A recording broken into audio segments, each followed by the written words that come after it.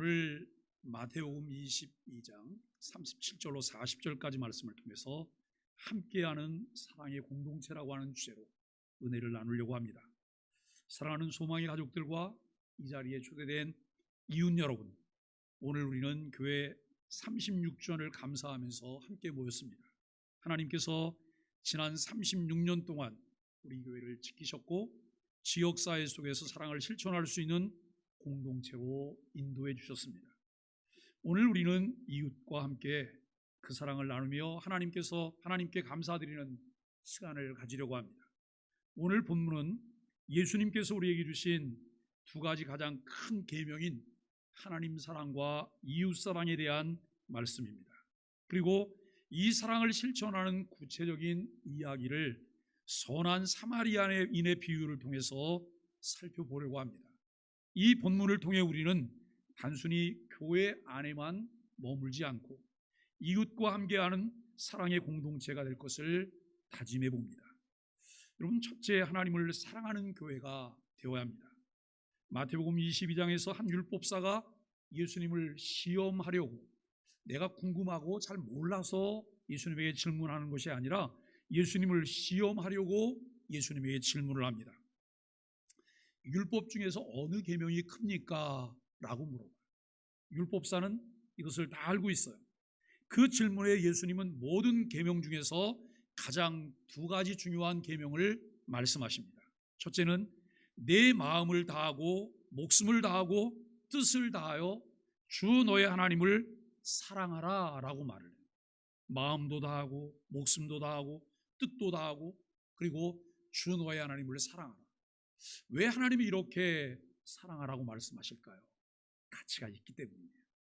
가치가 있기 때문에 하나님께서 우리를 위해서 이렇게 자신을 내어주셨기 때문에 우리도 그렇게 사랑하기를 원하시는 것이죠. 이 말씀은 교회의 본질을 설명하고 있습니다. 교회는 하나님을 사랑하는 공동체입니다. 우리가 36년 동안 교회를 세우고 이끌어올 수 있었던 힘은 바로 이 사랑에서 나온 것이죠. 우리는 교회 36주년을 맞이하며 지나간 한 주간 동안 특세로 보였습니다. 복음의 가치를 따라 이웃사랑을 행하는 공동체라고 하는 주제로 매일매일 5개의 작은 소주제를 하나씩 묵상을 했습니다. 교회는 어떤 가족일까요? 교회의 정체성을 묻고 답하는 거예요. 어떤 분이 자기 친구 목사님에게 이렇게 물어봤대요. 야, 내 아내 때문에 못 살겠어. 매일 교회를 가자 그래. 자기나 혼자 잘 다니면 좋은데 날 보고 매일 교회를 가자 그래. 근데 교회 가면 뭐가 좋은지 알아야 내가 교회를 갈 거 아니야. 교회 가면 뭐가 좋아? 이렇게 묻더래요. 그래서 이 목사님이 그 친구가 묻는 질문이 그렇게 진지한 질문이 아니어서 가볍게 이렇게 말했어요. 교회 가면 천국 가게 돼? 이렇게 말했대요. 그건 뭐 별로 감흥이 없는 거예요. 두 번째, 교회 가면 행복해? 그랬더니 이 친구가 이렇게 얘기하더래요. 그럼 교회 안 다녀도 되겠네. 교회 안 다녀도 되겠네. 여러분, 교회 다니면 뭐가 좋아요? 왜 교회를 나오셨죠? 교회는 도대체 뭐 하는 곳이죠? 우리가 여러분 교회의 정체성에 대해서 묻고 답을 해야 해요. 그리고 두 번째는 우리는 왜 모일까요? 교회의 사명은 무엇일까? 교회에게 주어진 미션은 무엇일까를 우리가 답한 거죠. 그리고 교회의 꿈은 무엇일까요? 교회는 어떤 비전을 가지고 있고 인지에 대해서 우리가 묻고 대답을 했던 3일째 날이었고요. 네 번째는 함께하는 힘이에요. 교회와 공동체는 무엇일까? 교회와 공동체는 어떤 힘이 있을까? 교회와 공동체는 얼만큼 울타리를 열어서 이웃과 무엇을 함께 공유할 수 있을까라고 하는 부분이에요. 그리고 금요일 날 새벽에 우리의 이웃은 누구일까? 나는 누구의 이웃일까라고 하는 그런 질문입니다. 여러분, 교회 36주년을 맞이하며 교회와 교회 역할을 점검하고 성경이 말씀하는 가치를 따라 살아가려는 데 있습니다. 교회의 모든 활동과 사역은 하나님을 사랑하는 마음에서 시작되는 것이죠. 그러나 하나님의 사랑은 우리에게만 머무는 것이 아닙니다. 그 사랑이 흘러 넘쳐가야 합니다. 하나님을 사랑하는 교회는 반드시 그 사랑을 이웃에게 실천해야만 한다라고 하는 것이죠. 두 번째는 이웃을 사랑하는 교회. 여러분, 교회가 존재하는 목적이 있는데 세 가지예요. 첫째는 하나님의 영광을 위하여, 두 번째는 세상을 위하여, 세 번째는 우리를 위하여. 두 번째가 아주 중요하게 강조가 되는 거예요. 첫 번째가 없으면 두 번째는 성립이 되지 않아요. 그런데 여러분, 두 번째가 없다면 세 번째는 무용지물이라고 우리가 생각할 수 있을 거예요. 두 번째 계명은 내 이웃을 내 자신과 같이 사랑하라고 하는 말씀입니다. 이 말씀은 매우 구체적이며 이웃사랑이 단순한 말이나 감정이 아니라 실제로 우리의 행동을 통해서 이루어져야 함을 가르쳐 주고 있습니다. 성경이 말하는 참사랑은 말과 혀로만 하는 사랑이 아닙니다. 기독교인들이 굉장히 잘하는 게 말과 혀로만 하는 거예요. 말을 못해야지. 네? 기독교인은 말쟁이야, 말쟁이. 이거 얼마나 부끄러운 일이에요. 말쟁이 때문에 하나님이 안 보이는 거예요. 말쟁이 때문에 성경을 볼 수가 없어요. 말쟁이 때문에 하나님이 주신 복을 누리는 길이 다 차단이 되어버렸어요. 그런데 성경은 말과 혀로만 하지 말고 행함과 진실함으로 하라. 행함과 진실함으로. 하나님의 사랑을 깨닫게 되고 그 사랑이 우리 안에 머물러 있을 때 우리에게 반사적으로 나타나는 것이 이웃사랑이라고 하는 것을 우리는 알게 됩니다. 여러분, 이번 특세 셋째 날과 넷째 날에 나눈 내용처럼 교회는 지역사회에서 빛과 소금이 되어야 합니다. 우리는 로마서 12장에서 많은 지체로서 한 몸을 이루고 있음을 배웠습니다. 여러분, 교회는 한 몸이라 그래요. 한 몸 공동체라 그래요.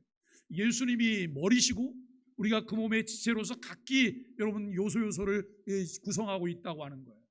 그렇다고 한다면 예수님을 통해서 예수님이 가지신 그 소금의 기능과 예수님이 가지신 빛의 기능을 발휘할 수 있어요. 그런데 예수님이 가지신 소금의 기능이 우리를 만나면 소금이 짠맛을 잃어버려요. 예수님이 가지신 빛의 기능이 우리를 만나면 빛이 꺼져버리고 말아요. 그러면 어떻게 이것이 확산될 수 있을까요? 참 안타까운 노릇이라고 하는 것이죠. 교회는 공동체이며 서로 섬기고 사랑하는 일에 부름을 받았습니다. 우리 교회는 지역교회와 끊임없이 지역사회와 끊임없이 소통하며 그리스도의 사랑을 이웃에게 실천해야 하는 사명이 있습니다. 그리고 그 일을 우리 교회의 중요한 사명, 미션으로 행하려고 하고 있고 행하고 있습니다. 이것이 성경의 가르침이고 성경의 요구이기 때문에 그렇습니다. 저 뒤에 아이들이 몇 명이 와서 있어요. 저 아이들이 자기들끼리 축구팀을 하나 만드는 아이들이에요. 제가 저 아이들에게 꼭 하고 싶은 말은 너를 중심으로 팀을 만들 것이냐 아니면 팀을 중심으로 그 팀을 만들 것이냐, 여기에 대해서 답하라는 거예요. 여러분, 나를 중심으로 팀을 만드는 것은 나보다 더 잘하는 아이가 들어오면 안 되는 거예요. 나보다 더 좋은 선수가 영입되면 안 되는 거예요. 왜냐하면 스포트라이트를 내가 받을 수 없기 때문에. 그러면 그 팀은 이기는 팀이 되지를 못해요. 늘 게임에서 아마 질 가능성이 많죠. 그런데 팀을 위해서 좋은 선수가 있다면 언제든지 불러드리고 그 선수를 위해서 내 자리를 내주기도 하고 내가 품어안을 수 있다면 좋은 팀을 만들 수 있을 거예요. 여러분, 교회도 그렇지 않을까요? 하나님께서 기뻐하시는 하나님의 뜻을 이루는 교회가 되기를 원한다면 그분이 말씀하신 대로 성경대로 우리가 서로 사랑하는 것 너무 당연하잖아요. 날마다 내가 십자가와 함께 여러분 죽게 되고 다른 사람들을 세워가는 것, 이것이 교회의 모습이어야 한다는 거예요. 여러분, 그런 교회의 모습을 볼 때 사람들은 그 교회를 통해 주님을 만나게 될 거예요. 성경이 들리기 시작할 거예요. 하나님이 주신 복을 함께 공유하게 되는 은혜를 나누게 될 것이라고 하는 것입니다. 예수님을 찾아와 예수님을 곤경에 빠뜨리기 위해서 질문한 율법사는 이미 그 내용을 다 알고 있지만 그의 삶에서 실천되지 않았습니다. 여러분, 참 신앙이라고 하는 것이 무엇일까요? 내가 무엇인가를 의지하고 믿고 기댈 수 있고 맡길 수 있다고 하는 것은 내 마음의 안정감을 갖게 되는 거예요. 신앙은 도대체 뭘까요? 지적으로 동의하고 알고 있는 것에 그치지 않고 행함과 진실함으로 실천하는 것이라고 말할 수 있습니다. 세 번째, 선한 사마리아인의 이야기와 사랑의 실천입니다. 하나님을 사랑하는 교회, 이웃을 사랑하는 교회. 이제 예수님께서 주신 선한 사마리아인의 비유를 통해 이웃사랑의 실천을 더 깊이 이해해 보기를 원합니다. 선생님, 내가 무엇을 하여야 영생을 얻으리까? 라고 하는 질문을 율법사가 예수님을 찾아와서 또 질문을 해요. 이 질문 역시 몰라서 내가 좀 더 잘 행하려고 하는 질문이 아니에요. 예수님을 시험하려고, 예수님을 곤경에 빠뜨리려고 여러분 질문을 했습니다. 예수님께서 그 율법사에게 역질문을 해요. 율법에는 뭐라고 기록했어? 그리고 너는 그것을 어떻게 읽었어? 예수님이 묻습니다. 그랬더니 율법사가 앵무새처럼 자기가 알고 있는 것을 자랑스럽게 잘난 척하면서 이야기해요.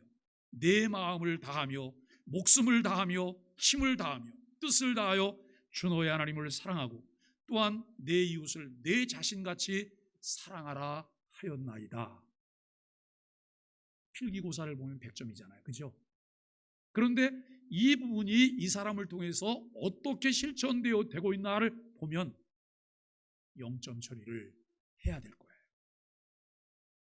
그 대답을 들은 예수님께서 내 말이 옳도다. 이를 행하라. 그러면 살리라.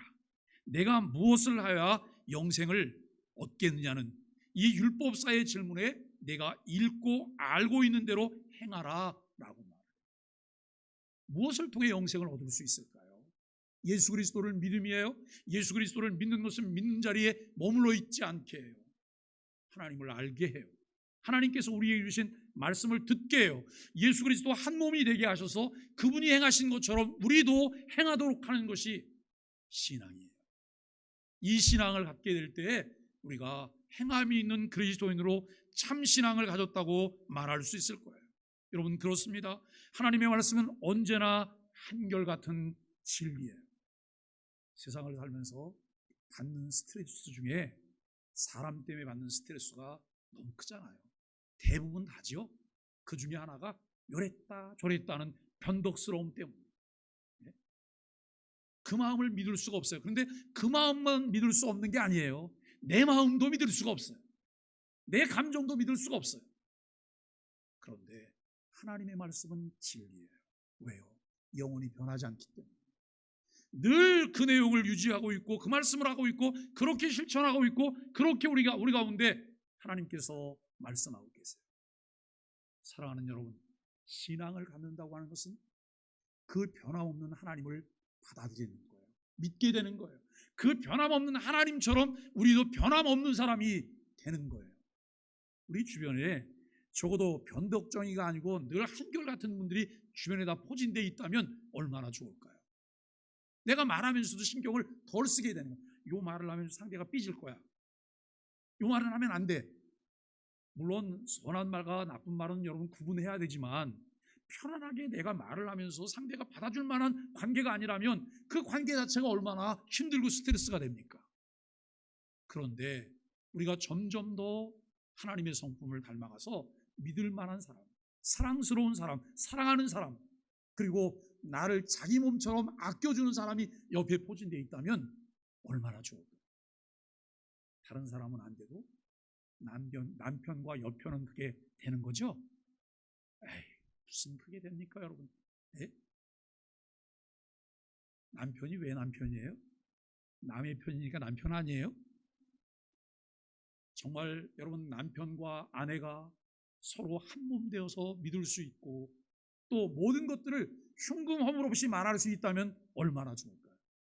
그러면 너무 좋을 거예요. 그런데 그것을 누구에게서 우리가 배울 수 있어요? 하나님에게서만 배울 수 있는 것 아닐까요? 여러분, 그러나 그 사람은 자기를 옳게 보이려고 예수님에게 또 질문을 해요. 예수님 그렇게 말씀하셨으면 예수님 그렇군요. 제가 잘 못해서요. 다음엔 잘 이렇게 말했으면 너무 간단할 건데 그것을 은폐하려고 그가 예수님께 질문하는. 그러면 내 이웃이 누굴까요? 이웃이 누군지 모르세요? 내 이웃이 누굴까요? 라고 말해요. 예수님은 율법사가 알고 있는 대로 명료하게 전인격을 다하여 하나님을 사랑하라고 해요. 그리고 내 이웃을 내 몸처럼 사랑하라. 그러면 살리라고 가르쳐 주셨습니다. 여기에 여러분 무슨 말을 더할 것이 있을까요? 그런데 이 율법사는 마치 이웃이 누구인지 몰라서 사랑을 실천하지 못한 것처럼 내 이웃이 누구입니까? 라고 물어요. 우리의 이웃은 누구입니까? 나의 이웃은 누구일까요? 이 어이없는 질문에 예수님은 비유로 이야기를 시작합니다. 어떤 사람이 예루살렘에서 여리고로 가다가 강도를 만나 죽도록 맞았습니다. 그리고 모든 것을 다 빼앗기고 신음소리를 내고 있습니다. 그때 마침 제사장이 지나가요. 레위인도 지나가요. 그런데 이들은 강도 만난 자의 신음소리를 들었음에도 불구하고 그냥 피하여 지나쳐 가버렸습니다. 그런데 이스라엘 사람에게 개 취급을 받고 있는 이 사마리아 사람도 본래 이스라엘의 범주에 들어있는 사람들이거든요. 그런데 이 사람들은 일찍 다른 나라와 혼혈민족이 되었기 때문에 이 순수 남쪽 유다 사람들이 이 사람들을 개 취급해요. 차별하고 사람 대우를 하지 않아요. 자기들과는 전혀 다른 사람이라고 생각해요. 같은 밥상에도 앉지 않아요. 그런 사마리아인이 그곳을 지나가다가 신음소리를 들었어요. 그가 그냥 지나치지 않고 그 사람에게 가서 응급처치를 해요. 그리고 그를 부축해요. 주막집까지 그를 데리고 와요. 밤새 그를 돌보아주고 이른 아침 길을 떠나며 주인에게 강도 만난 사람을 돌보아주고 비용이 더 발생하면 돌아오는 길에 내가 부담하겠다라고 이야기를 해요. 이렇게 말씀하신 예수님께서 율법사에게 물어봐요. 내가 생각하기에는 이 세 사람 중에 누가 강도 만난 사람의 이웃이겠냐? 라고 물어봐요. 여러분들이 생각하기에는 누가 이웃일 것 같아요? 다 여러분 누군지 다 아시겠죠? 그럼 여러분들은 어떤 사람일 것 같아요? 그것도 다 아시죠? 율법사도 틀리지 않은 대답을 해요. 자비를 베푼 자니이다. 그랬더니 예수님이 간단하게 말해요. 너도 가서 이와 같이 하라. 너도 가서 이와 같이 하라. 여러분 그렇습니다. 하나님께서는 이와 같은 사랑의 실천을 교회에게 그리스도인들에게 사명으로 맡겨주셨습니다. 누가 내 이웃이냐고 묻지 말고 나는 누구의 이웃이어야 할까를 생각해야 합니다. 소외되고 어려운 이웃, 곤경에 처해 사경을 헤매고 있는 이웃, 누군가의 도움이 절대적으로 필요한 이들에게 내가 필요하다는 것입니다. 왜 우리가 그들의 친구가 되어야 할까요? 우리는 하나님으로부터 분에 넘치는 감당할 수 없는 사랑을 받은 사람들이기 때문에 그래요. 교회는 하나님의 사랑으로 세워진 기관이에요. 교회가 해야 할 공적 사명이 있습니다. 말과 혀로만 사랑하지 말고 행함과 진실함으로 해야 하는 것이죠. 여러분 우리 교회는 지역사회를 위해서 공간을 내어주는 일이라면 언제든지 발벗고 나서 공간을 내어주기를 원해요. 그랬더니 꽤 많은 분들이 그렇게 말해요. 목사님 거 참 쉬운 일 아닐 텐데요. 참 쉬운 일이 아닐 텐데요. 정말 쉬운 일이 아니죠. 왜냐하면 제가 서 있는 이 강대상이 저도 우리 교회 온 7년 됐습니다만 처음에 왔을 때 숱한 공격을 받았어요. 여러분 이 강대상이 왜 있는 거예요? 강대상은요 설교를 효과적으로 전달하기 위해서 있는 거예요. 여기는 그 회중들이 앉아있는 자리와 이 자리는 좀 다를까요? 다르지 않아요. 옛날에는 많은 분들이 교회를 성전이라고 말했어요. 성전. 그런데 교회 건물을 성전이라고 말하는 것은 성경에 대한 바른 이해가 아니에요. 그냥 예배당. 교회는 이것은 그냥 건물이에요. 만일에 교회가 예배를 드리다가 여러분 교회가 여기서 이사를 갔어요. 그래서 다른 이들이 여기에 들어왔어요. 다른 용도로 사용해요. 사용할 수 있잖아요. 이것이 성전이 아니에요. 성전은 내 마음이 성전이에요. 하나님께서 내 안에 계시기 때문에 여러분 내 마음이 성전이에요. 여기는 성스러운 자리라고 마치 구약의 지성소처럼 구별해야 된다고 생각해서 여러분 담임 목사만 올라와야 된다고 생각하는 분들 계세요. 그래서 어느 교회는 강대상 위에가 제일 더러워요. 청소하는 사람도 올라올 수 없기 때문에. 여러분, 그렇지 않아요. 오늘 우리는 예배당 안에서만 사랑하지 말고 예배당 밖으로 나가 동네 속으로 들어가야 돼요. 교회가 가지고 있는 공적 기능이에요. 공공성을 가지고 모든 이들이 함께 사용할 수 있는 그런 공간이어야 한다라고 하는 것을 우리는 생각할 수 있지요. 도움이 필요한 이들에게 종교를 묻지 마세요. 국적도 묻지 마세요. 마치 인도주의적 입장에서 사랑을 향하는 적십자 정신으로 이웃과 친구가 되어야 돼요. 정말 내가 가지고 있는 것이 가치 있는 것이고 좋은 것이라고 한다면 담을 허물어내셔야 돼요. 강요하지 마셔야 돼요. 왜요? 내가 좋은 이웃이 되고 그분과 함께 사랑을 나누게 되면 그분은 나를 내가 가지고 있는 좋은 것에 대한 관심을 갖게 될 거예요. 그분이 필요로 할 때 그분이 요청할 거예요. 그때까지 기다려주는 것 필요하지 않을까요? 우리 안산은 다문화 도시예요. 안산에 여러분 다문화인들이 10만 명 정도쯤 살아요. 장장 111개국 사람들이 안산에 거주하고 있어요. 여러분, 작은 이 세계가 안산에 있어요. 그러면 그들을 향해서 그들과 함께 우리가 무엇을 나눌까라고 하는 거예요. 꽤 많은 사람들이 여러분 그 중동이나 이런 데서 온 사람들에 대해서 교회들이 경계를 많이 해요. 왜요? 그들의 종교가 무엇일까요? 이슬람이기 때문에 경계를 해요. 이슬람인데 그들 중에는 과격파들도 있다는 거예요. 물론 있을 수 있어요. 그러나 여러분, 사람의 마음을 움직이고 사람의 마음을 녹이고 사람의 마음을 살 수 있는 가장 큰 힘이 있다면 그것이 무엇일까요? 넓은 사랑의 마음이에요. 넓은 사랑의 마음은 모든 것을 다 쌓아낼 수가 있어요. 오늘 우리에게 정말 필요한 것이 무엇일까요? 종교일까요? 정치일까요? 이념일까요? 인종일까요? 아니에요. 이것을 내려놓으시고 사람을 사랑하고 사람을 존중할 수 있는 은혜가 우리에게 있게 되기를 간절히 바랍니다. 저는 우리 소망의 교회 7년 전 부임하면서 우리 교회가 지역 사람들에게 어떤 교회인지를 물었습니다. 그 중에 한 가지가 교회가 지금 이곳에서 이사를 한다면 이웃 사람들은 어떤 반응을 보일까요? 라고 하는 질문을 했어요. 그런데 적지 않게 실망을 하는 대답이 나왔어요. 별 반응이 없을 거예요. 별 반응이 없. 이 말은 다른 말로 말하면 영양가 없는 교회예요 라고 하는 거예요. 영양가 없는 교회가 왜 거기 자리는 차지하고 있어요? 네? 주변 사람들에게 불편을 줄 만한 것들도 있잖아요. 왜 불편을 줄 만한 것을 가지고 있으면서 여러분 아무 영양가 없이 그 자리에 머물고 있어요? 이건 정말 가슴 아픈 이야기예요. 우리 교회가 지역사회에 필요한 교회가 돼야 되잖아요. 지역사회와 함께 늘 삶을 함께 나누는 교회가 돼야 되잖아요. 그래서 언제든지 어떤 어려운 일이 있거나 무엇이 필요할 때 교회로 사람들이 뛰어와요. 교회는 들어줄 거야. 교회가 함께 할 수 있을 거야. 교회는 그런 이야기를 나눌 만한 그런 공간이 있을 거야. 당연한 것 아니겠어요? 그런데 여러분, 그 일을 위해서 우리에게 뭐가 필요해요? 내게 넓은 그릇이 필요하잖아요. 넓은 그릇이 필요해요. 이것을 해야 되는 이유는 성경이 그렇게 우리에게 가르치고 있고 우리는 성경의 가르침을 따라가는 그리스도인들이기 때문에 당연히 우리가 그렇게 살아야 된다는 것입니다. 이제 우리 지역사회 소위 친구로 초대받아온 여러분들이 이야기를 해주셔야 돼요. 교회가 어떤 역할을 해달라고 주문도 하시고 때로는 그 공적 역할을 잘하는지 감시도 해주셔야 해요. 이거 너무나 중요한 거예요. 왜 그래야 할까요?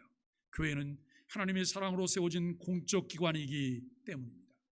그러한 일을 수행하도록 세워진 곳이 교회이기 때문에 그렇다는 것이죠. 우리 소망의 교회가 36주년을 맞이하면서 교회의 정체성과 교회의 사명, 그리고 교회가 동네 속에서 함께 꿈꿔야 할 꿈이 무엇인지를 분명하게 해야 합니다. 제가 조금 오지랖이 넓은 목사예요. 어떻게 하면 저것을 함께 나눌 수 있을까? 어떻게 하면 저 문제를 함께 해결할 수 있을까? 어떻게 하면 우리가 이것을 함께 이루어갈 수 있을까에 대한 고민이 많아요. 제가 또 눈도 좋아요. 안경을 썼지만 눈이 좋아서 볼 수 있는 범위가 굉장히 넓어요. 많은 걸 봐요. 예사롭게 보지 않고 뭘 보면 그것 때문에 고민을 많이 해요. 이거를 누구와 함께 해결할 수 있을까? 혼자 고민하는 일들이 너무나 많잖아요. 그런데 혼자 고민하게 하면 혼자일 뿐이에요. 혼자 고민하게 하지 않고 그것을 함께 고민하면 해결할 수 있는 방법이 너무나 많아요. 그럼에도 불구하고 우리는 각자가 따로따로 고민할 때가 많이 있다는 것입니다. 언제나 변함없이 그 자리에서 한결같이 선한 영향력을 끼치는 교회, 동네에 꼭 필요한 소망의 교회가 되도록 많이 응원해 주시기를 바랍니다. 우리 소망의 교회는 많이 부족하지만 동네 속에서 함께 모든 것을 공유하며 부단히 모든 것을 나누려고 애를 쓰고 있습니다. 이웃을 내 몸처럼 사랑하라고 하신 말씀을 따라서 늘 실천적 신앙으로 살기를 원합니다. 사랑하는 소망의 가족 여러분, 그리고 오늘 우리의 좋은 이웃으로 함께 교회 설립 36주년을 맞이하 축하해 주시는 여러분 진심으로 감사합니다. 교회는 하나님을 사랑하는 공동체일 뿐만 아니라 그 사랑을 세상에 실천하는 공동체입니다. 저는 이런 사람들을 참 싫어해요. 만나면 할렐루야 하고 인사하는 사람 참 싫어해요. 뭐만 하면 주여 주여 그런 사람 전 너무 싫어요. 무슨 목사가 저래 너무 종교적이어서 싫어요. 내 마음에 당연히 할렐루야지요. 내 마음에 아멘이고 주여지요. 여러분 할렐루야 하고선 그 다음에 전철다면서 저 자리가 있으면 쏠쏠같이 뛰어가서 다른 사람 밀치고 가서 자기가 앉아요. 이거 하나님 대망신시키는 거 아니에요? 어디 가면 집사님, 권사님, 목사님, 장로님 해가면서 왜 자꾸 여러분 다른 사람 흉을 봐요? 식당 가서 대표 기도한다고 여러분 기도한다고 밥 먹고 이제 밥 먹으면서 왜 남 얘기를 그렇게 많이 하세요? 이거 하나님 망신시키는 거잖아요. 조용히 드시고 자리를 떠나시면 돼요. 그리고 내가 해야 될 일이 무엇인지 정직하게 성경 앞에 우리가 직면하시면 돼요. 여러분 이렇게 살아가는 그리스도인들이 많아질 때 교회는 힘을 얻게 되고 그리고 여러분 지지를 받게 되는 거예요. 그런데 말은 빤질나게 잘하는데 행함이 없어요. 말과 행동이 너무나 달라요. 이게 우리들의 약점이잖아요. 약점인지 알고 있지만 그 약점인지 인정하지 않고 우리를 잘난 척을 한다면 그것 때문에 우리는 많은 사람들을 잃게 될 것입니다. 예수님의 말씀처럼 하나님 사랑과 이웃 사랑을 실천하는 것이야말로 교회의 본질입니다. 소망의 교회가 동네와 함께 사랑의 공동체로 세워져 갈 수 있게 되기를 예수 그리스도의 이름으로 간절히 축복합니다.